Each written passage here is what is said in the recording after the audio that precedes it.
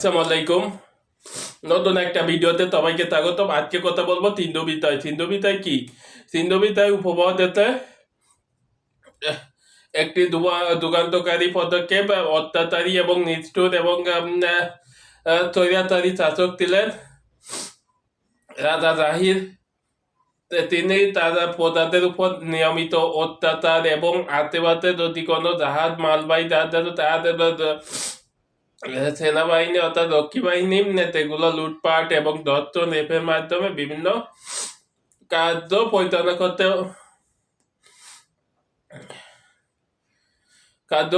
করত। এরকমই একটি জাহাজ শ্রীলঙ্কা থেকে মুসলমানদের একটি জাহাজ শ্রীলঙ্কা থেকে যায় হচ্ছে হজের উদ্দেশ্যে সৌদি আরবে, এবং তোমার সিন্ধু নদী যখন যায় আরব সাগরের পর দিয়ে, তখনই রাজা জাহিদের জলদস্যুরা আক্রমণ শুরু করে, এবং এই আক্রান্ত ছিল এমনটাই নির্মমতা, অনেকে হত্যা করে, মহিলাদের রেপ করে, বাচ্চাদের হত্যা করে, এবং কেউ কেউ পালিয়ে সিন্ধু নদীতে আশ্রয় নেয়, সিন্ধু জঙ্গলে আশ্রয় নেয়। তখনই ইরানের রাজা ছিলেন খালিদ বিন ওয়ালিদ,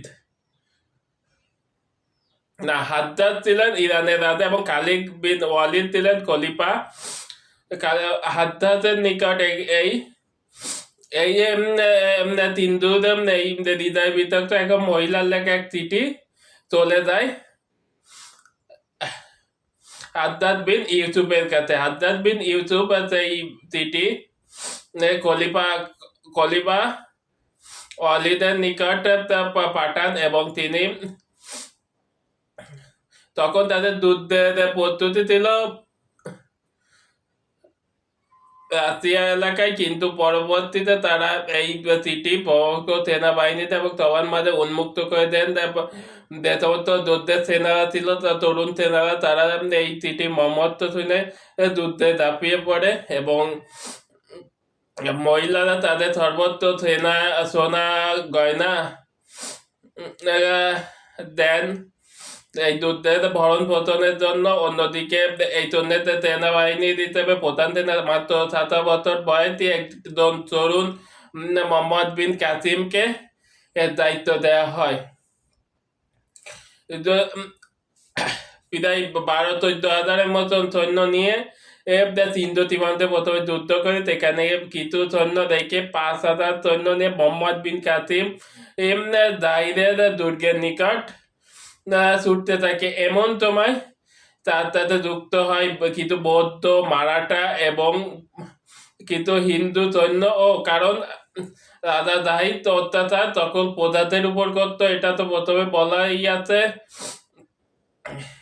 এইভাবে মোহাম্মদ বিন কাসিমের মাত্র 17 বছর একজন তরুণের নেতৃত্বে রাজা জাহিদের দুর্গ পরাজিত করে, এবং রাজা জাহিদ নিহত হয়। এটা সময়কাল 411-12 সালের দিকে। এই সময়কার